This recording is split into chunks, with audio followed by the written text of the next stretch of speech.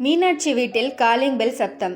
சோஃபாவில் அமர்ந்து டிவியில் நாடகம் பார்த்தபடி காலை உணவை சாப்பிட்டுக் கொண்டிருந்த மீனாட்சி காலிங் பெல் சப்தம் கேட்டதும் எழுந்து சென்று கதவை திறந்தாள்.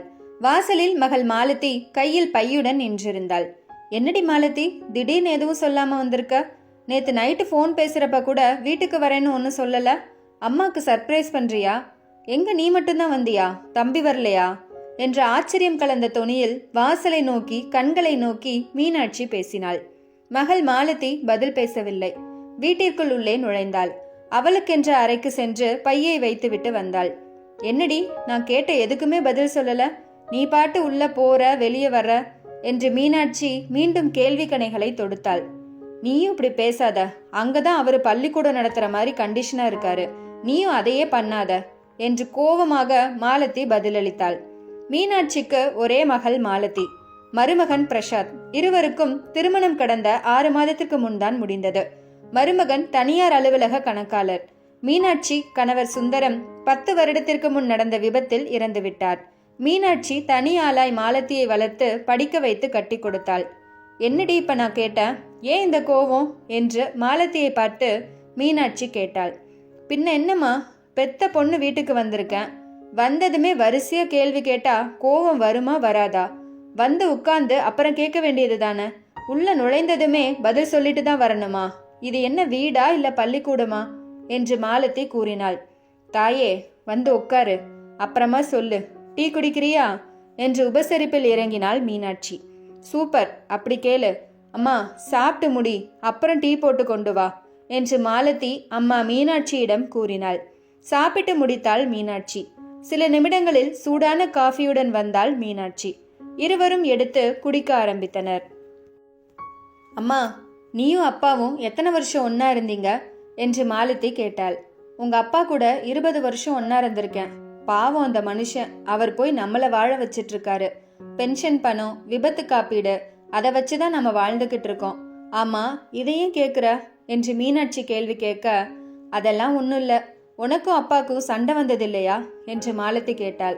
ஏண்டி திடீர்னு இப்படி கேட்குற என்று சந்தேகமாய் மீனாட்சி கேட்டாள். அட சொல்லுமா என்று ஆவலோடு மாலதி கேட்டாள். சண்டை போடாமலா? சண்டை வராம எப்படி இருக்கும்? சண்டை போடுவோம், அப்புறம் பேசிக்குவோம், சேர்ந்துக்குவோம் என்று மீனாட்சி கூறினாள். எந்த மாதிரி விஷயத்துக்கு சண்டை வரும் என்று மாலதி கேட்டாள். மாலதி, என்ன உனக்கும் தம்பிக்கும் எதுவும் சண்டையா என்று சந்தேகமாய் கேட்டாள் மீனாட்சி. ஆமாம்மா, அடிக்கடி சண்டை வருது என்று சலிப்போடு பதில் கூறினாள் மாலதி. என்னடி சொல்ற என்று அதிர்ச்சியாய் கேட்டாள் மீனாட்சி. ஆமாம்மா, என்னை ஏதாவது கோளாறு சொல்லிக்கிட்டே இருக்காரு, கோபம் வருது எனக்கு என்று சலிப்பாய் பேசினாள் மாலதி. என்ன மாலதி, வேலைக்கு போக சொல்றாரா என்ற கேள்வி மீனாட்சிக்கு. வேலைக்கு போக சொல்லல, வீட்டில் அவர் இருந்தாருன்னா இதை பண்ணாத, அதை பண்ணாத, இப்படி உட்காராத, இப்படி ஏன் தூங்குற, டிவி பார்க்காத, செல்போன் நோண்டாத என்று குறையாவே சொல்லிட்டே இருக்கார். அது எனக்கு சுத்தமா பிடிக்கல. அப்படி பேசாதீங்கன்னு சொன்னேன், கேட்க மாட்டேங்கிறார். அவர் சொன்னதை சொல்லிட்டே இருக்காரு, அதான் அவர்கிட்ட சண்டை போட்டு வந்துட்டேன் என்று கோபம் கலந்த தொனியில் மீனாட்சியிடம் கூறினாள் மாலதி. ஏண்டி மாலதி, வேலைக்கு போயிட்டு வரும் மாப்பிள்ள உன்னிடம் சில விஷயத்தை எதிர்பார்த்திருப்பாரு. அதை புரிஞ்சு நீ தான் அட்ஜஸ்ட் பண்ணிட்டு போகணும். வீட்டில் இருக்கிறது 2 பேர் தான். அவர் வீட்டுக்கு வந்ததும் அவர்கிட்ட கொஞ்ச நேரம் பேசணும். நீ செல்லு, டிவி பார்த்துட்டே இருந்திருப்ப, அதான் திட்டி இருப்பார் என்று மீனாட்சி நடந்ததை நேரில் பார்த்த மாதிரி கூறினாள். அதுக்குன்னு அவர் வீட்டுக்கு வந்துட்டா நான் அவர் அடிமையா? அவர் சொல்றதை தான் கேட்கணும்னு எதுவும் சட்டம் இருக்கா? நான் சந்தோஷமா இருக்கணும், அவ்வளோதான். யாருக்கும் நான் அடிமை இல்லை. அதை பண்ணாத, இதை பண்ணாத என்று சொல்லக்கூடாது. எனக்கு சுத்தமா பிடிக்கல, அதான் டைவர்ஸ் பண்ண போறேன். அப்பதான் என் அருமை அவருக்கு தெரியும் என்று மாலதி கூற, பலார் என்று கன்னத்தில் அறைந்தாள் மீனாட்சி. என்னடி பேசுற? விவாகரத்து வாங்குற அளவு பெரிய பிரச்சனையா இது? பைத்தியகாரி, கல்யாண வாழ்க்கை அப்படின்னா என்ன நினைச்ச? அப்பா இல்லாத பிள்ளை என்று உன்னை அடிக்காம வளர்த்தது தப்பா போச்சு, அதான் இப்படி பேசுற என்று ஆவேசமாக மீனாட்சி கூறினாள். என்னம்மா, என்னை அடிக்கிற? அப்போ நான் அந்த ஆளுட்ட அடிமையா இருக்கலாம், அது தப்பில்ல என்ற கேள்வி மாலதிக்கு. என்னடி பேசுற? அடிமைன்னா என்னடி? புருஷனுக்கு பணிவிடை செய்வது ஒன்றும் அடிமைத்தனம் இல்லை, அது நம்மோட கடமை. வேலைக்கு போயிட்டு களைப்ப வர்ற புருஷனுக்கு தேவையை புரிஞ்சு பண்ணித்தரது ஒன்றும் அடிமைத்தனம் அல்ல. வீட்டில் இருக்கிற நம்மள மாதிரி பொண்ணுகளுக்கு அது வேலை, அவ்வளோதான். இதில் என்ன அடிமைத்தனம் பார்த்த என்று மீனாட்சி கூறினாள். என்னம்மா சொல்ற? நான் சொல்றது தப்பா என்று புரியாதவளாய் மாலதி. ஆமாடி, நீ சொல்றது தப்புதான். தாம்பத்தியம் என்பது சாதாரண அல்ல. கணவன் மனைவி 2 பேரும் கடைசி வரை ஒன்னா இருக்கணும். நல்லது கெட்டது எது வந்தாலும் இருவரும் அதை நல்ல விதமாக எதிர்கொள்வோம் என்று உற்றார் உறவினர் முன் அக்னி சாட்சியை வைத்துதான் கல்யாணம் பண்றோம். கல்யாணம் என்பது 1000 காலத்து பயிர் என்று சும்மாவா சொன்னாங்க? தாம்பத்திய வாழ்க்கை தற்போதைய காலகட்டத்தில் கொஞ்சம் விளையாட்டாக மாறிவிட்டது. சின்ன சின்ன விஷயத்திற்கெல்லாம் சண்டை, உப்பு சப்பில்லாத பிரச்சனைக்கு சண்டை, இப்படி சண்டை போட்டு விவாகரத்து கொடுக்க வர்றது என்று மீனாட்சி தொடர்ந்தாள். குடும்ப நல நீதிமன்றத்தில் தற்போது ஏராளமான விவாகரத்து வழக்குகள் இருக்கு.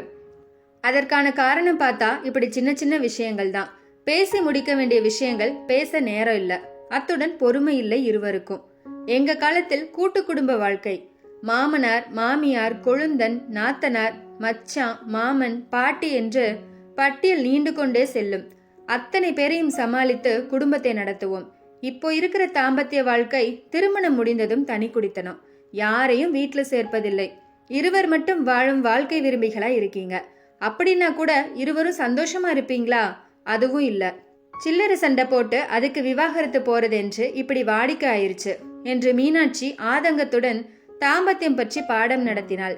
மௌனமாய் இருந்தாள் மாலதி. கன்னத்தில் விழுந்த ஒரு அறை போதும் என்றபடி. இல்லம்மா, நான் சும்மா சொன்னேன். நான் உன் பொண்ணுமா, அப்படியெல்லாம் முடிவெடுப்பனா என்று சமாளித்தபடி அங்கிருந்து நகர்ந்தாள் மாலதி. இன்றைய காலத்தில் விவாகரத்து என்பது மிக சர்வசாதாரணமான விஷயமாகிவிட்டது. பொறுமை, விட்டு கொடுத்து போவது, இவையெல்லாம் கணவன் மனைவி இருவரிடத்திலும் குறையும் போது யார் பெரியவன் என்ற எண்ணம் வருகிறது. அதனால் வருகிறது பிரிவு. சில நிமிடம் இருவரும் அமர்ந்து பேசினாலே பிரச்சனை தீர்ந்துவிடும்.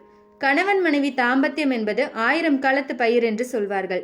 தாம்பத்தியம் என்றால் என்ன என்பதை உணர்ந்து உணர்வு பூர்வமாக இருப்போம்.